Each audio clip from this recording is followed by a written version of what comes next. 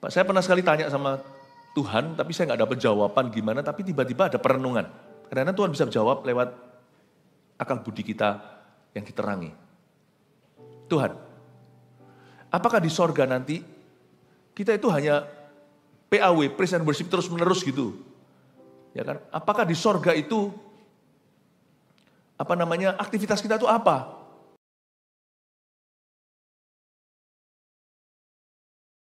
Segala pujian, hormat, kemuliaan hanya bagi namamu, anak domba Allah yang mati dan telah dibangkitkan serta naik ke sorga.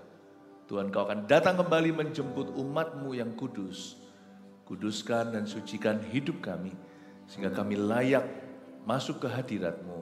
Bukan hanya dalam hidup ini, nanti suatu hari kelak ketika Engkau datang kembali dengan malaikat-malaikat-Mu di sorga, kami layak untuk menghadap dan masuk ke dalam hadirat Bapa.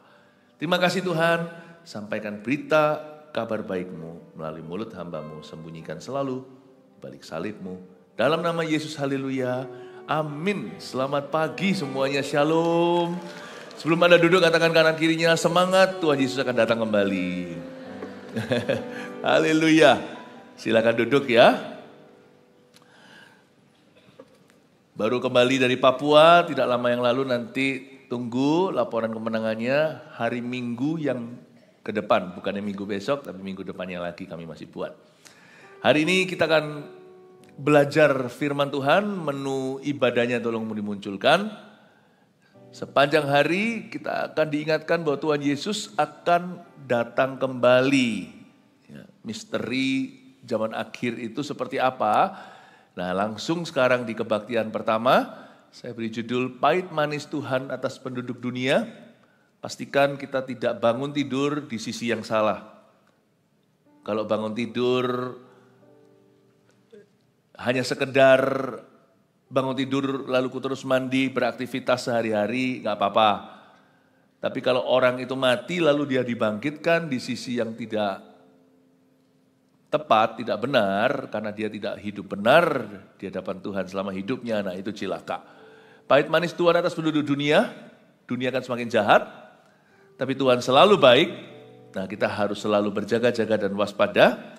Mari kita buka sama-sama Revelation atau Kitab Wahyu pasal 10, pembahasan kita hari ini dari ayat 1 sampai ayat 11. Saya baca 3 ayat dulu, kitab terbuka. Dan aku melihat seorang malaikat lain yang kuat turun dari sorga, berselubungkan awan, dan pelangi ada di atas kepalanya. Dan mukanya sama seperti matahari, dan kakinya bagaikan tiang api. Dalam tangannya, ia memegang sebuah gulungan kitab kecil yang terbuka. Ia menginjakkan kaki kanannya di atas laut dan kaki kirinya di atas bumi. Dan ia berseru dengan suara nyaring, sama seperti singa yang mengaum. Dan sesudah ia berseru, ketujuh guru itu memperdengarkan suaranya. Kitab Wahyu banyak sekali misteri di dalamnya, seolah-olah. Tapi kalau kita membaca dengan konteks yang tepat, kita tidak boleh hindari kitab yang dahsyat ini.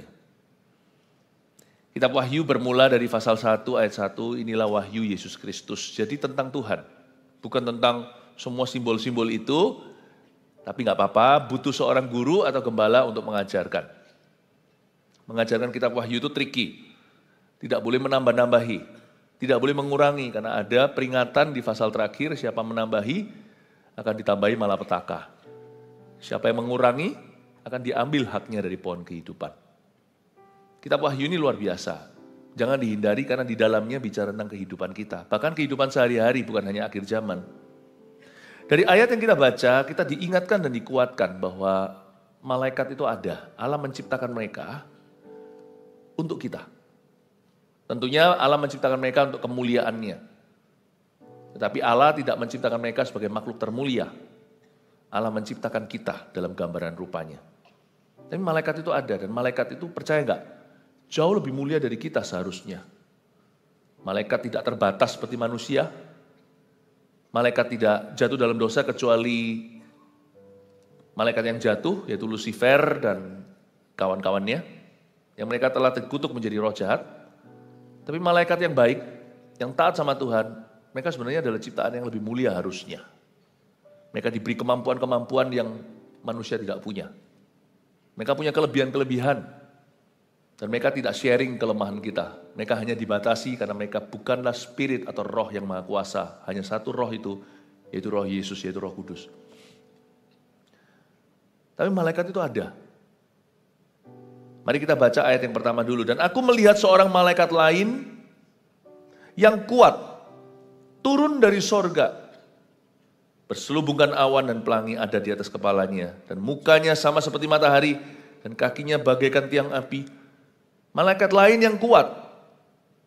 Malaikat ada banyak. Nggak usah cari tahu seluk-beluknya, nanti kita tersesat. Malaikat itu jumlahnya berapa hanya Tuhan yang tahu. Apakah mereka lebih banyak dari manusia? Nggak tahu. Tapi kalau malaikat jatuh, saya tahu banyak sekali kan. Lihat aja seluruh dunia kok bisa rusaknya bebarengan, itu setannya di mana-mana. Sedangkan malaikat yang buruk yang jatuh itu katakanlah sepertiga daripada bintang-bintang di langit. Kalau sepertiga aja sebanyak itu bisa merusak seluruh bumi, 2/3 masa tidak bisa melindungi hidup anak-anaknya. Anak-anak Tuhan. Malaikat yang baik lebih banyak. Makanya itu ada ayat yang berkata roh di dalam dirimu lebih besar daripada roh yang ada di dalam dunia. Itu bukan roh malaikat, itu roh kudus. Bayangkan, kalau Tuhannya maha kuasa, malaikatnya saja begitu kuat, kenapa kita meragukan Allah kita? Kenapa kita takut kita nggak dipelihara di masa-masa susah? Kenapa kita takut kita akan, kalau kita tidak dilindunginya? Malaikatnya aja penuh kuasa, belum lagi roh yang ada di dalam diri kita lebih berkuasa. Tapi bukan berarti hidup kita diluputkan dari pencobaan. Jangan cepat-cepat kecewa sama Tuhan. Tuhan itu, He set His angels charge over me. Dia memerintahkan malaikatnya untuk menjaga kita di jalan-jalan kita supaya jangan kaki kita terantuk pada batu. Bukan berarti kita boleh mencobai Tuhan dan lompat dari tempat tinggi seperti pencobaan Yesus Kristus. Lemparkan dirimu. Tapi meskipun demikian, hidup ini penuh tantangan. Nah kalau kita jalan itu banyak pencobaan, banyak rintangan, banyak mara bahaya, jangan takut. Selama kita hidup di dalam poros kehendak Allah, ada divine protection, ada perlindungan yang gak kelihatan. Sebenarnya kalau mata rohani kita dibuka atau suatu hari di akhirat, di sorga, kita tahu sesungguhnya apa yang terjadi. Jangan terkejut loh, ada banyak sekali hal-hal yang Tuhan luputkan Anda dan keluarga Anda. Sehingga tidak mengalaminya.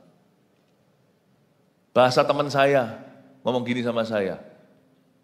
Tahu nggak kalau sampai kita bisa lihat malaikat kita, mungkin kita terkejut betapa babak belurnya mereka gara-gara kita. Pencobaan yang disisakan untuk kau hadapi tidak melebihi kekuatanmu. Pencobaan itu hanya untuk melatih imanmu sebagai ujian iman saja. Kadang-kadang kita mengeluh, kok berat ya. Kalau Tuhan Maha Kuasa, kenapa kau tidak gitu aja sulap lalu pergilah masalahku. Nggak tentu, that's not how God operates.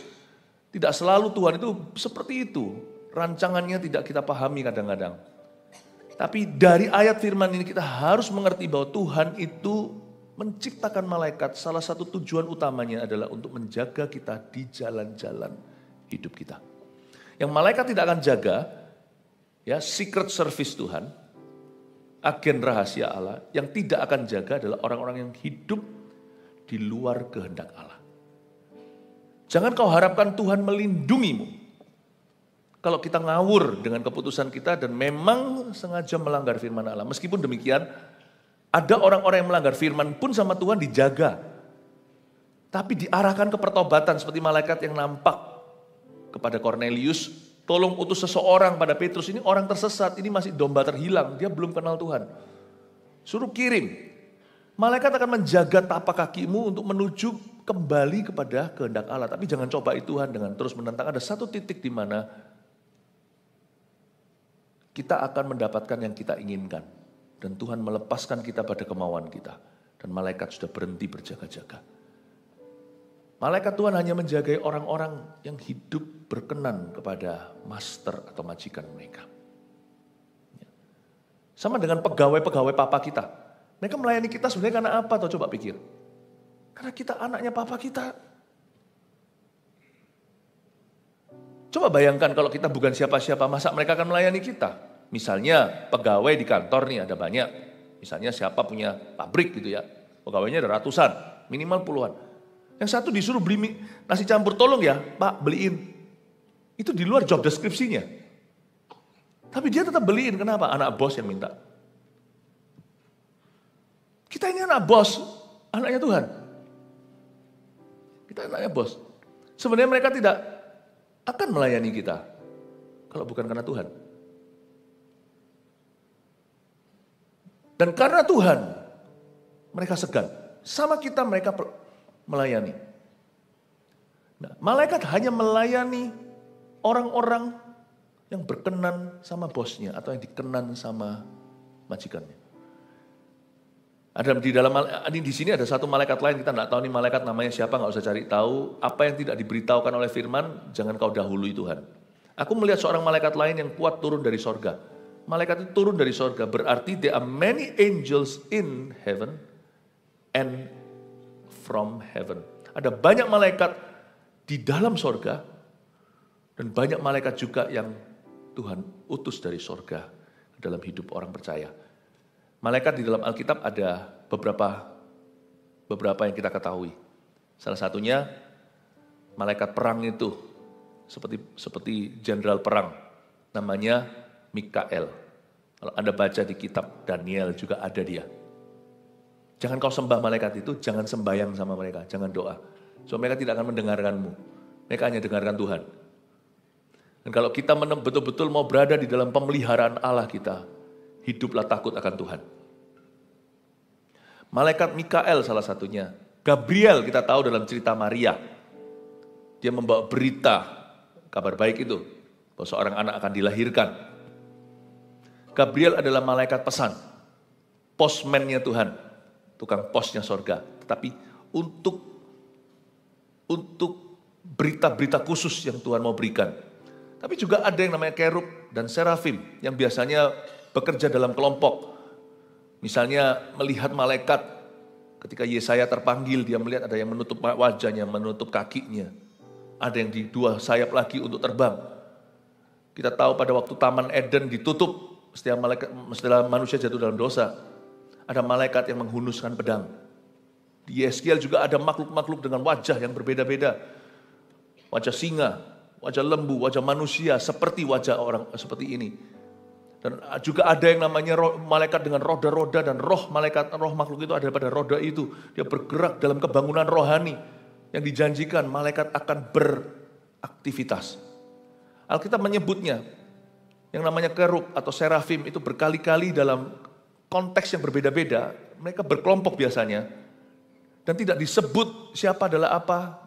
Dijelaskan hanya ada satu tipe malaikat yang seperti ini yang terlibat di dalam sejarah dunia, terlibat di dalam sejarah anak-anak Tuhan, dalam kehidupan mereka, terlibat di dalam kebangunan rohani dan dalam peperangan rohani, yang terlibat di dalam maksud Allah atas sebuah bangsa. Dan kali ini Yohanes melihat satu malaikat lain, kita tidak tahu. Seorang malaikat lain yang kuat turun dari sorga, berselubungkan awan, awan bicara tentang glory.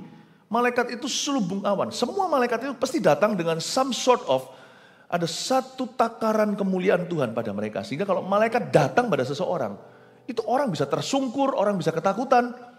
Seperti pada waktu kuburan Yesus kosong, ada dua malaikat ditinggal untuk orang-orang yang kecele, yang tidak percaya padahal Tuhan sudah bolak-balik nubuatkan dan katakan kalau aku akan bangkit, aku akan bangkit.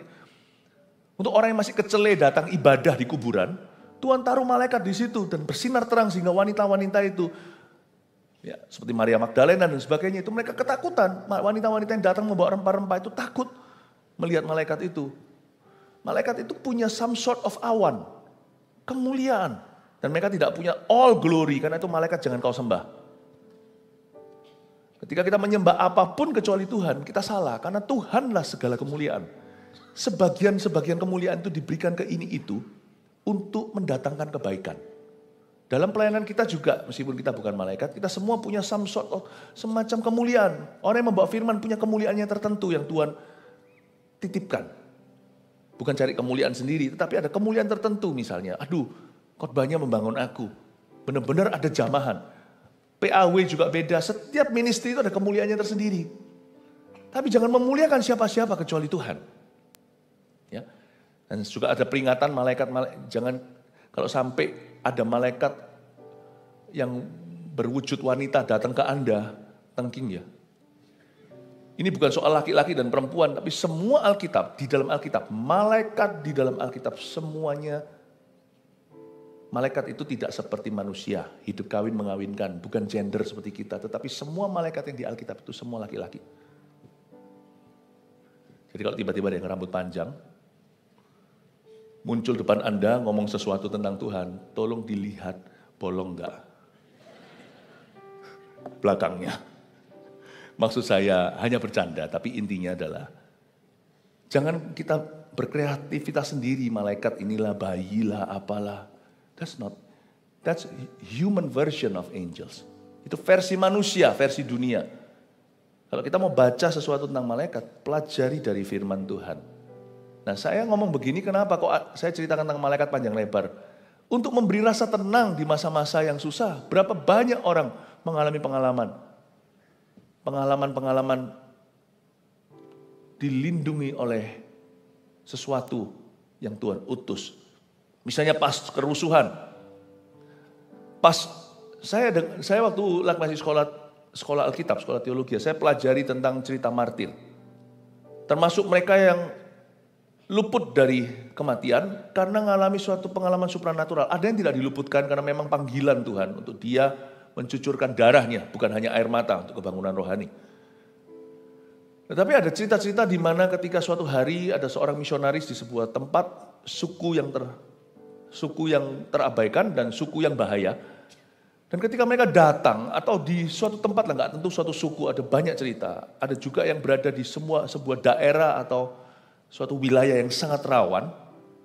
Ya, biasanya kartelnya banyak dan gangsternya di sana itu semrawut di mana-mana. Misionaris ini hendak dibunuh. Ketika orang-orang itu datang untuk menembaknya, mereka lari terbirit-birit. Nanti salah satu dari orang-orang yang mau menembaknya itu bertobat dan cerita apa yang mereka lihat. Mereka lihat ada orang-orang besar-besar berada di sebelah kanan kirinya. Dan salah satu peluru itu meleset, tetap tertembakkan. Dor! Dan dia persis berdiri di depan tembok. Dan ada lubang peluru yang persis di balik kepalanya. Itu kok bisa tembus? No one knows. Sampai dikasih figura, tempat itu dibeli dan kasih figura di tembok itu. Di sini malaikat Tuhan berjaga-jaga. Ditembak, tembus persis di belakangnya, kepalanya tidak kena peluru. Dan semua lari karena mereka semua lihat orang besar-besar di baliknya. Dan jumlahnya banyak.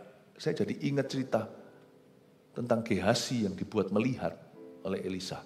Buka matanya supaya dia lihat bahwa yang menyertai kami lebih banyak.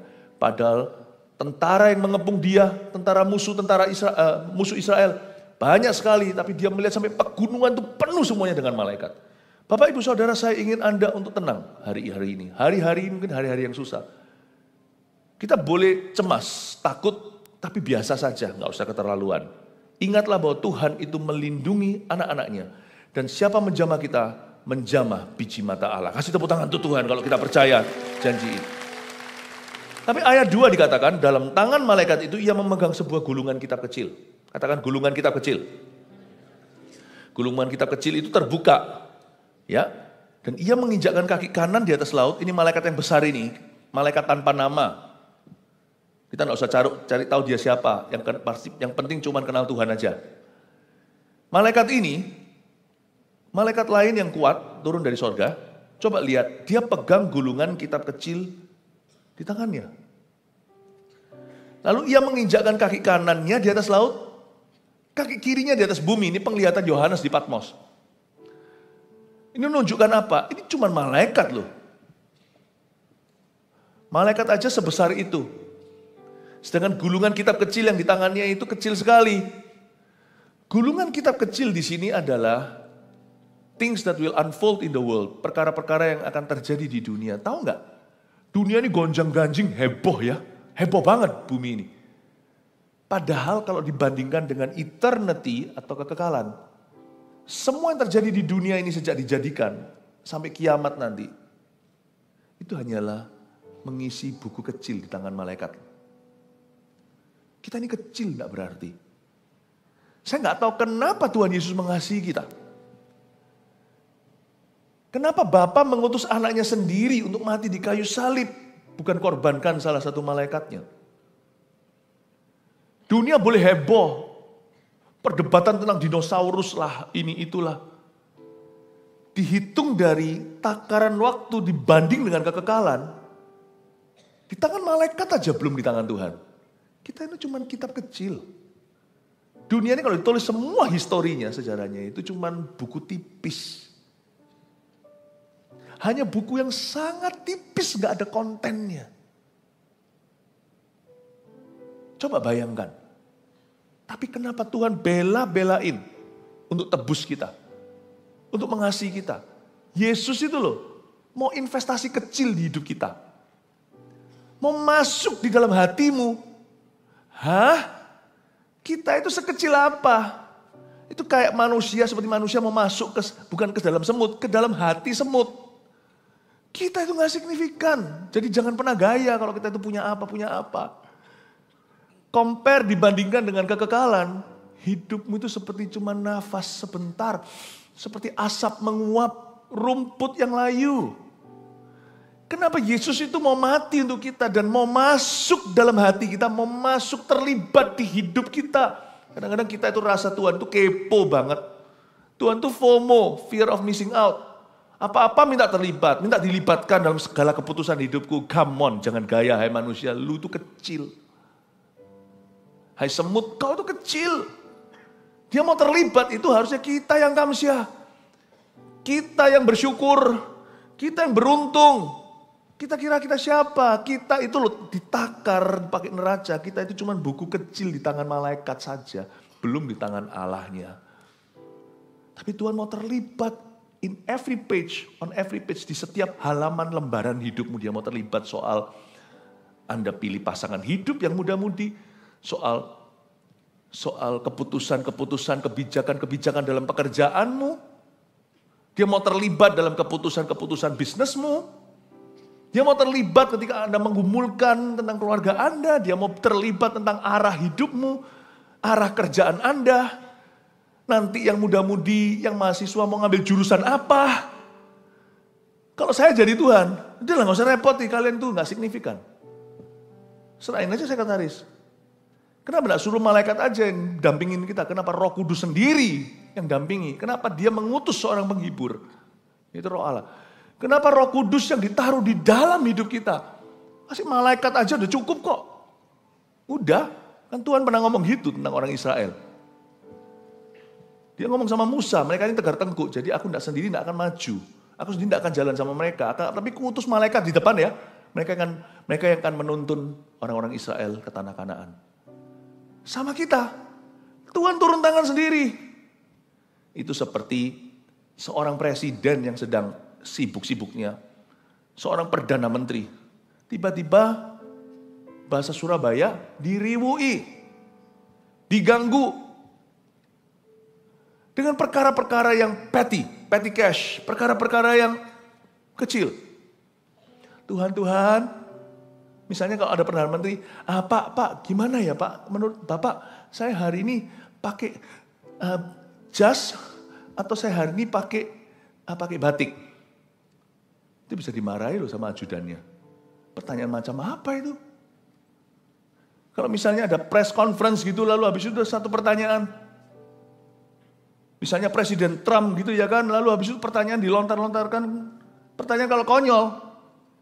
Dia kan bilang, ngapain kamu tanya ginian? Kamu dapat kesempatan sekali untuk bertanya. Sebelum reporter yang lain juga akan melemparkan pertanyaan yang lainnya. Tanya yang bukan-bukan. Tanya yang gak penting banget gitu loh tanya yang ituan. Ayo, berapa di antara kita yang tanya-tanya Tuhan hal-hal yang kurang penting? Dan Tuhan gak pernah marah sama kita. Itu kalau malaikatnya di sebelahnya itu pasti sudah betahan, gak tahan. Ini orang-orang ini katanya, mungkin dalam hatinya ya. Diciptakan dengan gambar dan rupa Allah, ciptaan paling mulia. Tapi dangkal-dangkal seperti ini. Berapa banyak di antara kita berkata, Tuhan, kalau Engkau Tuhan mengapa? Pertanyaan kayak gitu lagi. Itu malaikat itu kalau bisa melakukan sesuatu dia pasti sudah menampar kita. Itu bicaranya itu kurang respect. Pasti itu malaikat pasti marah. Cuma dia nggak berani. Anak bos. Nggak berani jamaah. Dia cuma di samping aja di dalam hati, cuma dia menggumun di dalam jiwa. Malaikat itu berkata, aduh katanya ciptaan paling mulia. Gambar dan rupa Allah. Pegawainya aja lebih kenal daripada anak sendiri. Bukan kritik Tuhan, kritik kita. Pertanyaan macam apa itu? Ini anaknya itu take for granted. Dia remehkan. Hanya karena ini papa gitu loh. Bapa kami dalam sorga. Dia nggak tahu papanya itu semulia apa di tempat kerja. Kami semua ini jenderal-jenderalnya itu tunduk, cium kakinya, makan debunya. Ini enak-enak. Masih kecil batita, panjat-panjat sampai ke kepala papa. Kita lihat wajahnya aja bisa mati. Karena itu jangan pernah kita itu sebagai orang Kristen, kita menganggap remeh status ini. Kita menganggap bahwa kita jadi SK, SD dengan Tuhan, sok kenal, sok dekat. Kalau saya kadang-kadang kalau merenungkan tentang malaikat, saya jadi tahu diri. Oh God, have mercy on me. Have mercy on me. Kita itu hanya gulungan kitab kecil yang berada di tangan seorang malaikat. Sekecil itu, sekecil semut, sekecil biji sesawi. Dan malaikat itu menunjukkan, mendemonstrasikan otoritas majikannya, tuannya. Dia menginjakkan kaki kanannya di atas laut, kaki kirinya di atas bumi untuk menunjukkan bahwa everything, segala sesuatu ciptaan Allah berada di bawah kaki Kristus.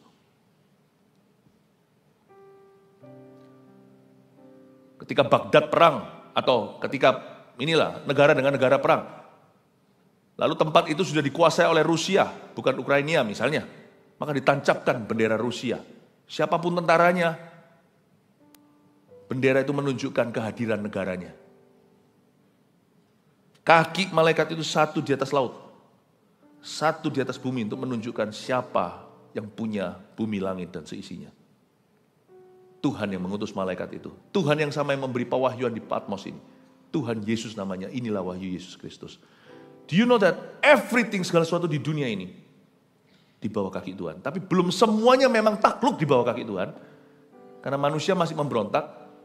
Tuhan masih menanti-nantikan dan mengusahakan keselamatan mereka sebelum hari dan saatnya tiba. Tapi ketahuilah sesuatu, semua ada di kaki Yesus. Waktu saya melihat sekarang di dunia ini orang-orang itu mencoba membuktikan bahwa mereka itu tidak perlu Tuhan.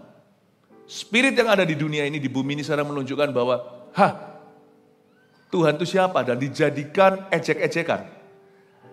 Sebenarnya saya mendoakan mereka, saya ibah, tetapi saya juga takut untuk mereka. Guys, suatu hari kalau Tuhan datang kembali atau kamu mati dulu. Be careful ya. Karena yang kau ejek itu akan menghakimimu.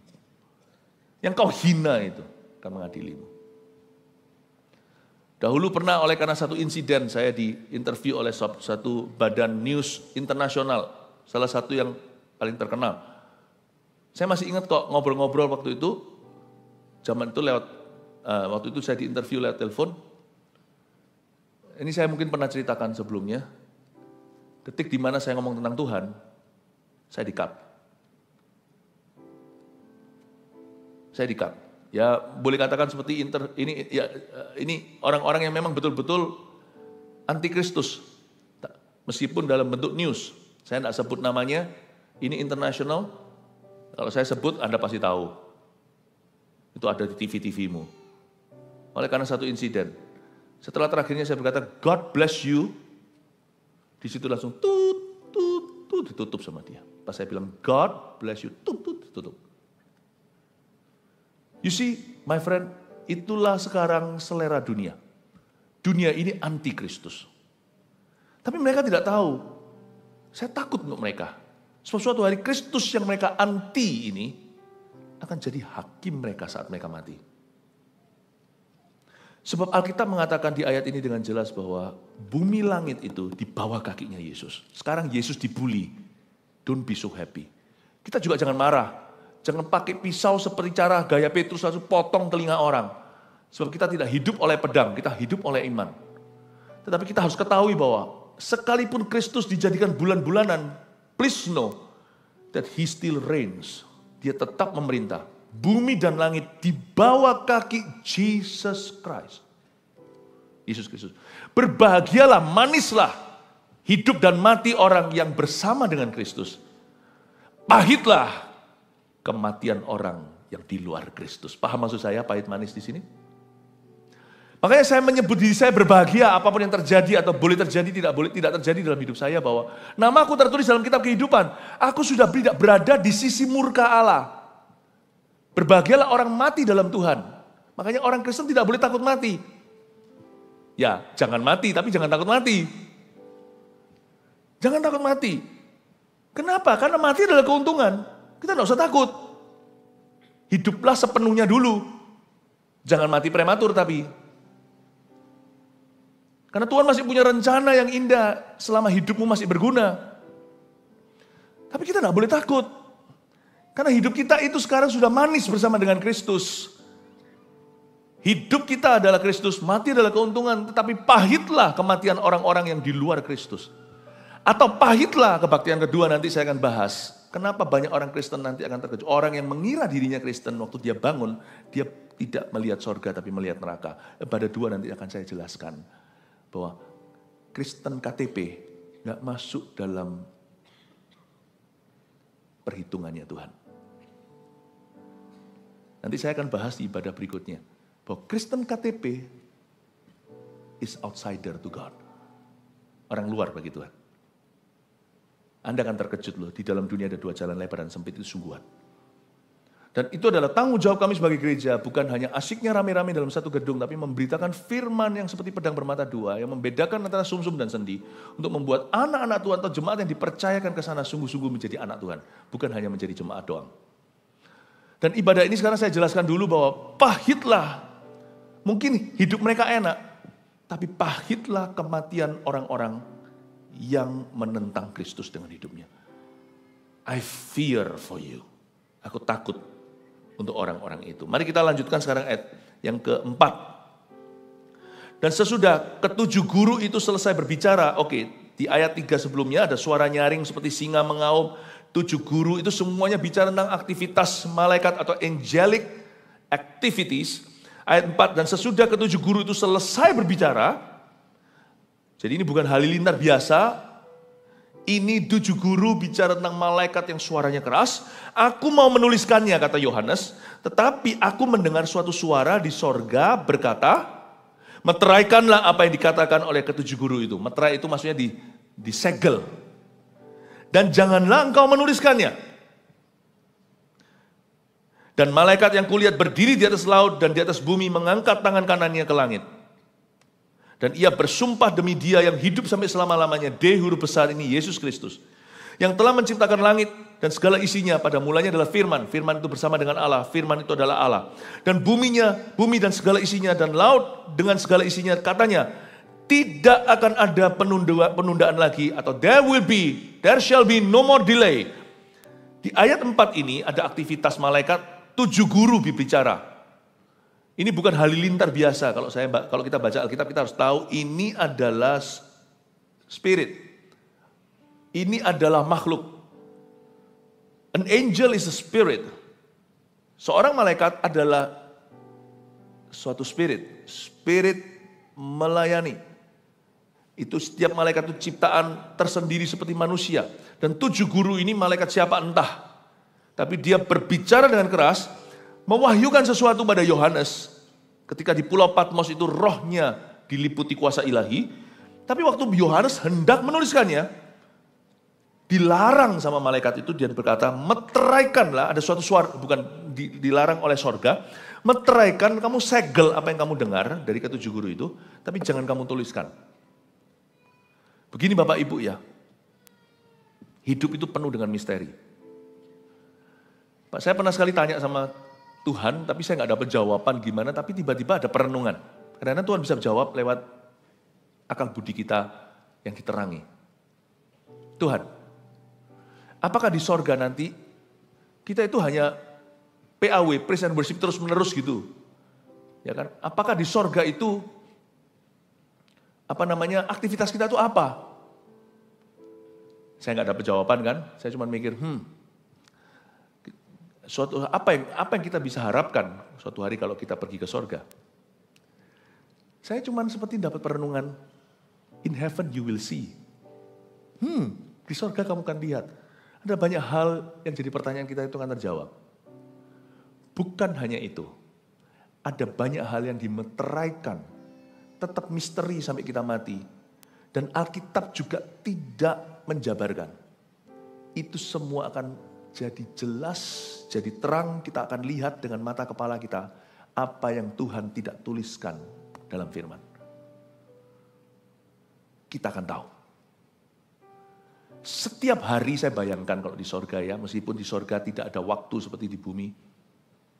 Tiap hari itu kita akan terpukau, kita akan dikejutkan dengan sesuatu yang baru kita pelajari tentang Tuhan ketika di sorga nanti.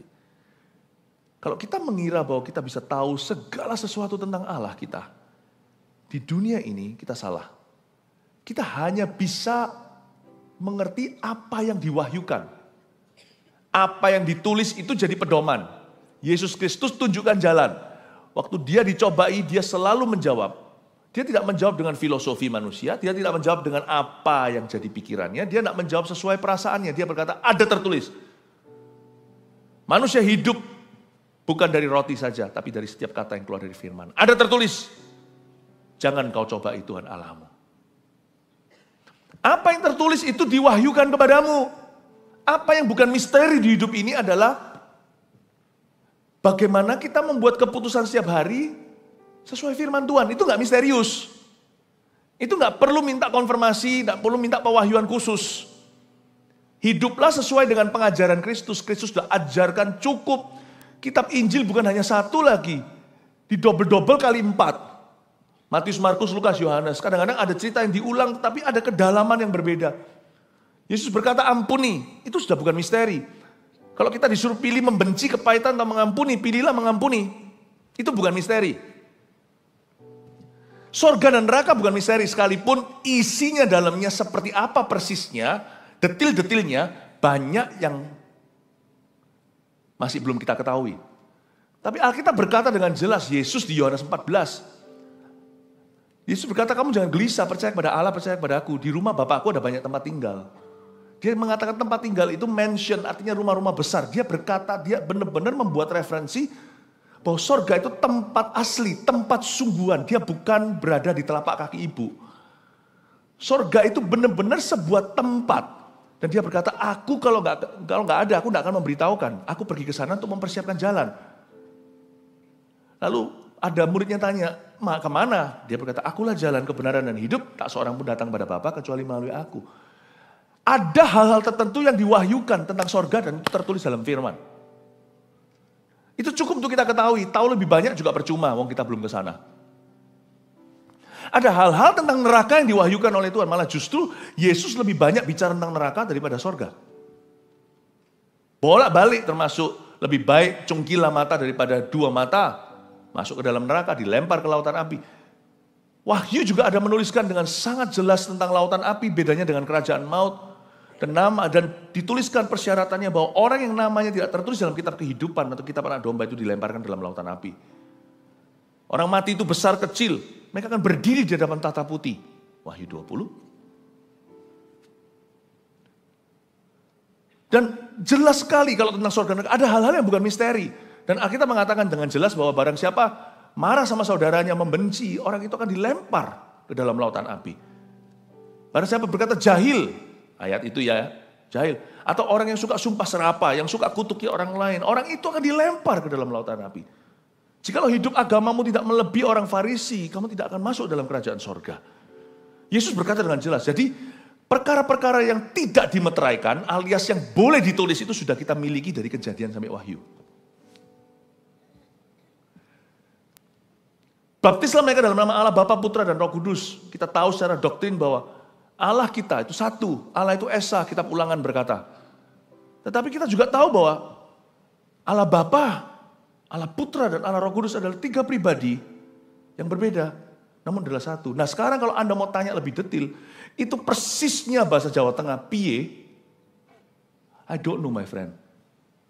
Tapi saya tahu kalau saya doa, saya nggak usah bingung. Ini saya ngomong kepada Allah Bapa, Putra, Roh Kudus, jangan bingung. Jangan kita jadi kepribadian ganda.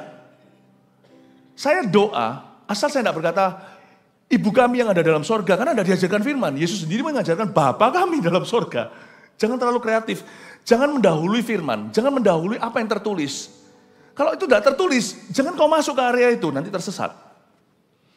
Dan kita diajari untuk berdoa Tuhan kita. Dia adalah Tuhan, dia adalah guru. Selama kita berdoa, Yesus ajarkan di Yohanes, kitab Yohanes, kalau kamu berdoa, berdoalah dalam namaku kepada Bapakku. Itulah sebabnya orang Kristen sejak abad pertama kekristenan setelah kebangkitan kenaikan Tuhan, semua orang Kristen dari zaman dulu sampai hari ini, 2000 tahun sudah selalu berdoanya in Jesus name. Dan kalau saya berdoa di dalam nama Yesus, amin, doa saya itu sampai kepada Allah yang maha tinggi. Doa saya sampai kepada God Almighty. Nama Yesus itu adalah tekan tombol send-nya dan itu sampai pasti berakhir ke meja yang tepat, gitulah istilahnya. When you pray in Jesus name, you praying to God. Atau Anda berdoa dalam nama Yesus, Anda berdoa kepada Tuhan, kepada Allah. Makanya saya menolak untuk berdoa kepada siapapun, termasuk orang kudus yang sudah mati. Siapapun dia, saya menolak untuk berdoa melalui atau kepada. Atau berdoa pada malaikat bahkan. Jangan. Berdoa pada orang yang masih hidup. Ada orang yang masih hidup, kita doa pada mereka juga nggak boleh. Kita boleh didoakan mereka, berdoa bersama mereka. Jangan berdoa kepada mereka. Nah kalau Anda mau tanya sama saya persisnya seperti apa. Dan ketika bunuhnya belum dijadikan dan sebagainya, kita nggak tahu. Hal-hal yang dimateraikan tetap misterius. Jangan kau obok-obok di situ. Karena itu bukan hakmu untuk tahu. Not in this life. Di sorga suatu hari, saya percaya Allah kita itu jauh lebih besar daripada yang seluruh dunia. Dari Adam dan Hawa, dari Habil, sampai nanti akhirat pernah khotbahkan tentang Tuhan kita. Semua pewahyuan yang pengkhotbah yang paling dekat sama Tuhan pun sederetan sepanjang sejarah kebangunan rohani dari abad pertama sampai terakhir tidak akan sama sekali cukup menjabarkan, menggambarkan the beauty of our God. Keindahan Allah kita, kemuliaannya, kebesaran dan kedalamannya. Belum ada orang bisa menyelami 10%-nya. Kita punya ministry dari zaman dulu sampai sekarang, semua hamba Tuhan, semua gereja-gereja kebangunan rohani dalam sejarah gereja kumpulin jadi satu. 10%-nya aja belum ada kemuliaan Tuhan. Tapi Tuhan tidak akan beda. Apa yang kita ajarkan 10% total sepanjang sejarah manusia sebelum digulung itu kitab, itu menjadi fondasi yang cukup untuk orang masuk ke sorga. Dan nanti Tuhan yang kau lihat di sorga suatu hari tidak akan jauh beda dengan fondasi yang kami taruh. Enggak tiba-tiba di sana nanti Yesus tidak seperti yang dia katakan. Enggak. Karena tidak ada pertukaran bayangan Tuhan tidak pelin-pelan.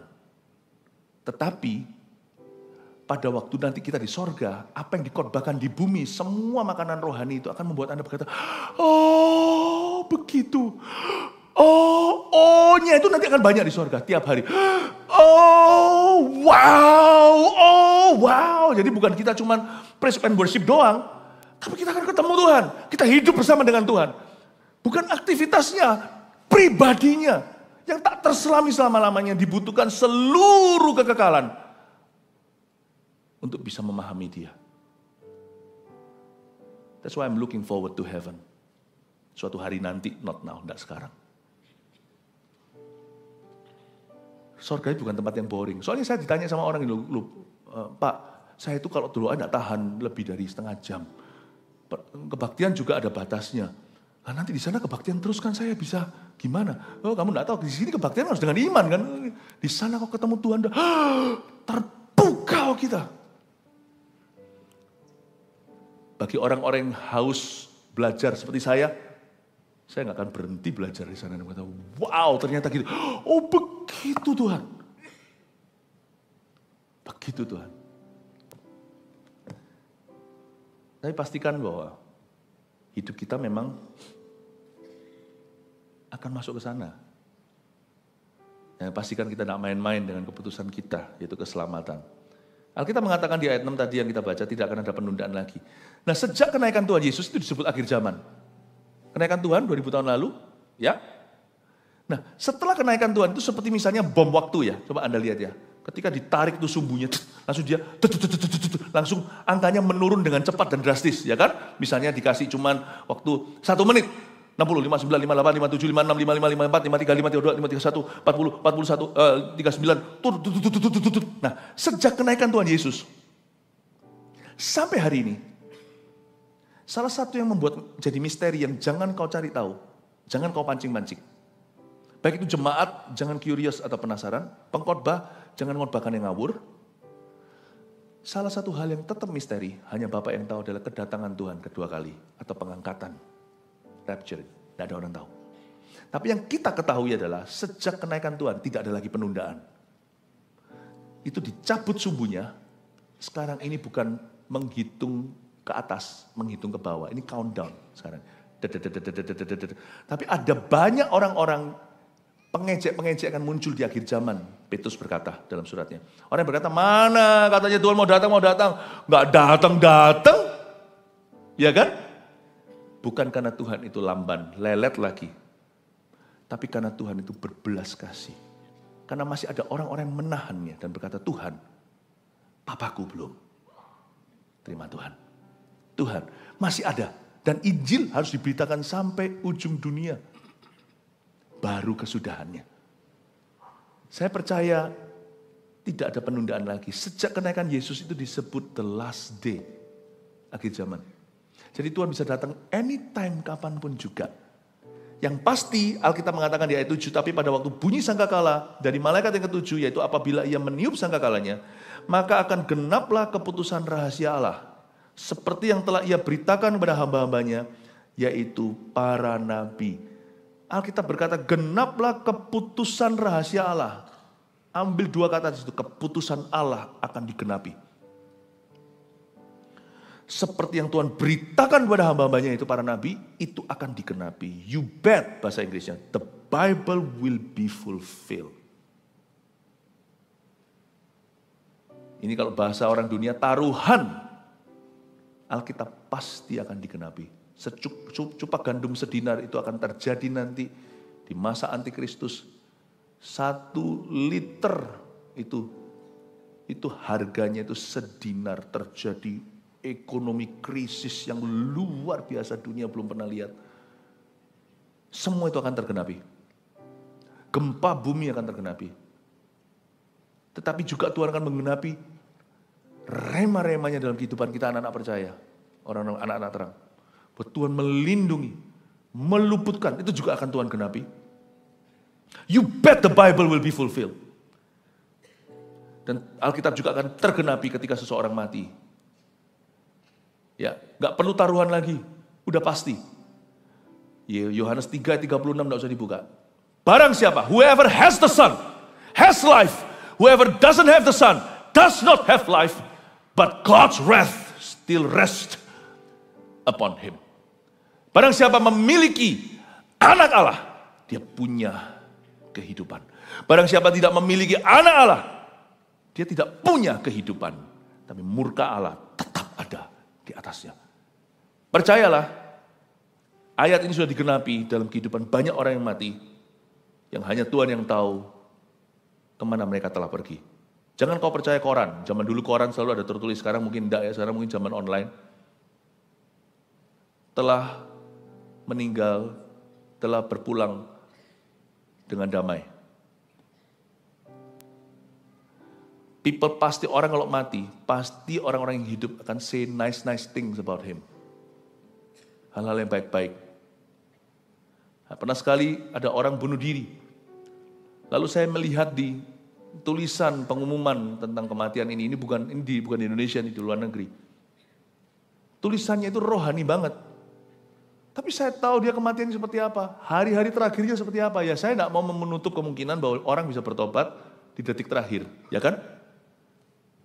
Gini loh, kenapa kita itu kok semuanya itu percaya magic show? Orang bisa bertobat nanti aja. Jadi you really leave it to chance. Benar-benar kita itu bergantung pada keberuntungan.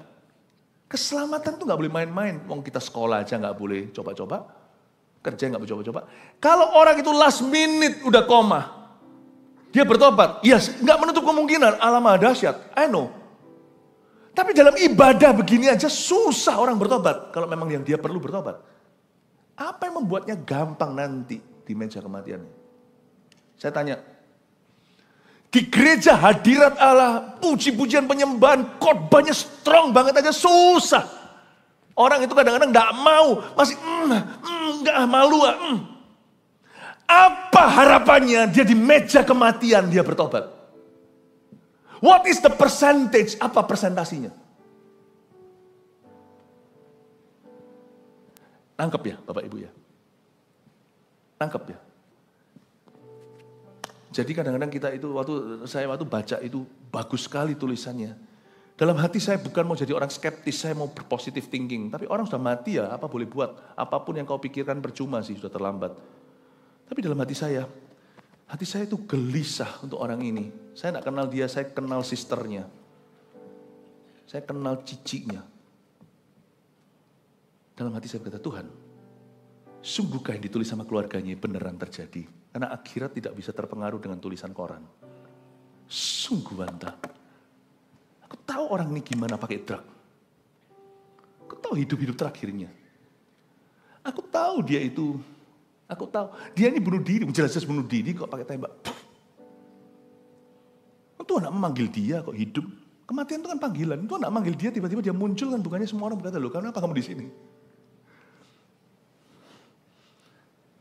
Akhirnya taciknya tanya sama saya karena dia lihat di wajah saya. Yang lainnya itu bisa basa-basi, saya nggak bisa. Jadi saya mendingan daripada mulut saya ini sudah disumpah soalnya, jadi repot. Ngomong itu keluar itu harus jujur. Saya diem, tapi wajah saya orang itu tahu dan dia tanya, he hasn't made it, has he? Dia nggak nyampe ke sana ya. Saya kasih jawaban yang klasik lah ya, klise. Ya kan kita nggak tahu hari terakhirnya segalanya gitu-gitu ya. Saya ngomong itu bukan pura-pura atau munafik, tapi saya harus berpikiran positif. Terus dia nangis, dia, he hasn't made it, has he? Dia nggak sampai ke sana kan. As far as I know, sejauh yang ku tahu, kalau dia tidak berubah, dia tidak bertobat, menerima Tuhan sungguh-sungguh. No, nangis. Waduh mati aku, waduh Tuhan, mulutku ini kan dipakai untuk membangkitkan semangat. Kenapa aku patahkan semangat orang? Tapi Tuhan seperti berkata, no, mulut bersunat, ngomong apa adanya. Kamu tidak boleh punya kulit katan di dalam perkataan. Saya berkata, Tuhan, aduh Tuhan ya sudah, oke. Dia tahulah, saya bilang kalau bertobat dia pasti akan sampai sana, ya kan? Kalau bertobat masa mungkin terakhirnya nggak tobat kan? Tapi dia akhirnya ternyata berterima kasih sama saya. You have set my heart free. Dia bilang, aku hari ini baru bisa plong. Kaget saya. Loh saya ngomong gini kok tambah plong. Dia bilang, akhirnya ada yang jujur. Saya hibur dia, there's nothing you can do. Setiap orang punya pilihan. Kamu sudah berusaha. Ya, dia bisa berdamai dengan situasinya. Bapak Ibu Saudara, Saudara, Anda harus tahu bahwa Alkitab pasti akan digenapi. Waktunya adalah sekarang dalam kehidupan ini. Wah, haleluya. Ada ayat-ayat lainnya tapi saya sudah kehabisan waktu. Lompat aja langsung kita baca aja ya, ayat 8 dulu. Dan suara yang telah kudengar dari langit itu berkata pula kepadaku, katanya, pergilah, ambillah gulungan kitab yang terbuka di tangan malaikat yang berdiri di atas laut dan di atas bumi itu. Tuhan suruh Yohanes mengambil gulungan kitab itu, lalu coba lihat Tuhan suruh dia lakukan apa, cukup mengejutkan. Lalu aku pergi kepada malaikat itu dan meminta kepadanya supaya ia memberikan gulungan kitab itu kepadaku. Katanya kepadaku, lihat, ambillah dan makanlah dia. Jadi dalam penglihatan itu, Yohanes disuruh ngambil gulungan kitab dari tangan malaikat itu, lalu disuruh makan. Ia akan membuat perutmu terasa pahit, tapi di dalam mulutmu ia akan terasa manis, seperti madu. Cerita yang saya sampaikan tadi kebalik. Di mulut saya pahit, karena saya harus memberitahu sejujurnya, tapi di hati orang itu berubah jadi manis. Akhirnya dia plong juga. Bapak Ibu Saudara tahu nggak? Apapun yang Tuhan katakan, terimalah mentah-mentah. sebab itu baik untukmu. Whatever God has to offer you, apapun yang Tuhan tawarkan di atas meja untukmu, apapun juga, meskipun yang baik, meskipun yang tidak baik menurutmu, ambillah semuanya. Kalau itu dari Tuhan, itu yang terbaik. Meskipun waktu kita makan, seperti pedang bermata dua, sama seperti khotbah. Apa yang saya khotbahkan seperti ini itu kembali ke saya, dan seorang pengkhotbah juga harus makan gulungan yang dia khotbahkan. Artinya, Anda harus lakukan firman yang Anda beritakan. Seorang pengkhotbah di sini, kalau Anda di CGL, sharing dan sebagainya, Anda juga harus lakukan apa yang Anda khotbahkan. Setelahnya, before and after, Anda harus makan itu gulungan kitab. Dan apapun yang Tuhan kasih ke Anda, terimalah itu. Waktu pahit, kau jangan mengeluh. Ya, jangan hanya mau terima yang manis saja dari Tuhan Yesus.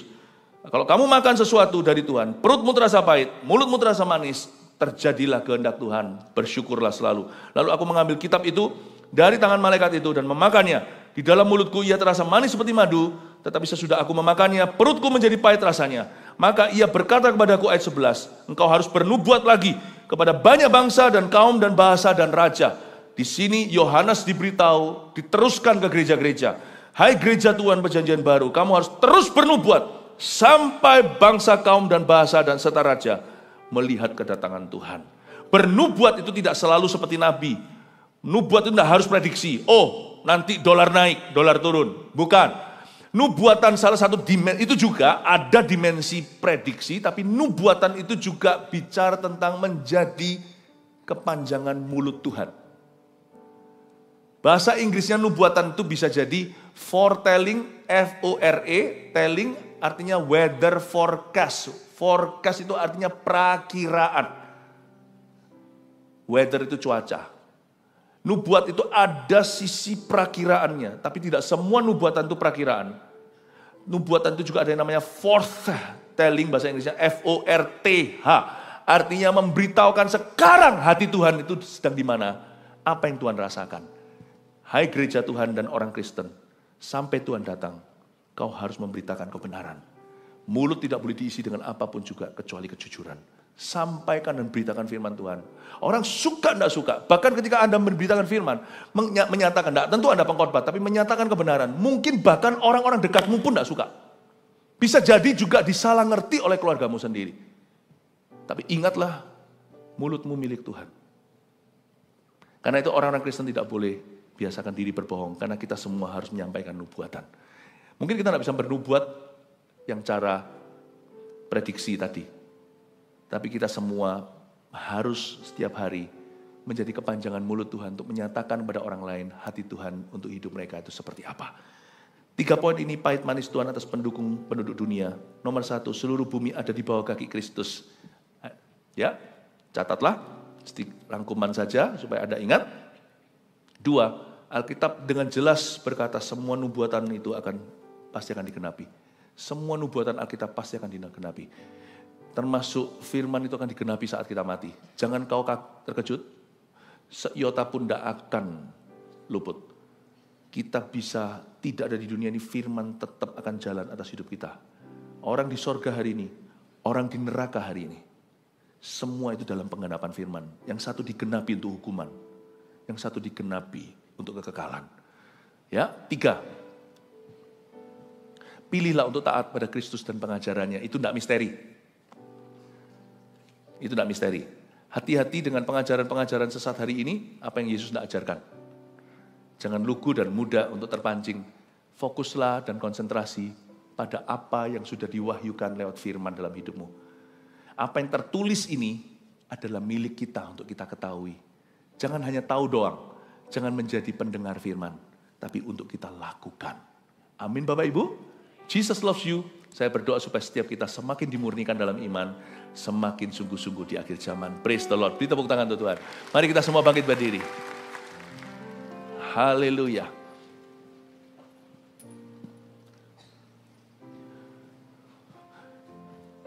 Minggu besok ibadah, minggu depannya lagi kita akan rayakan Pentakosta.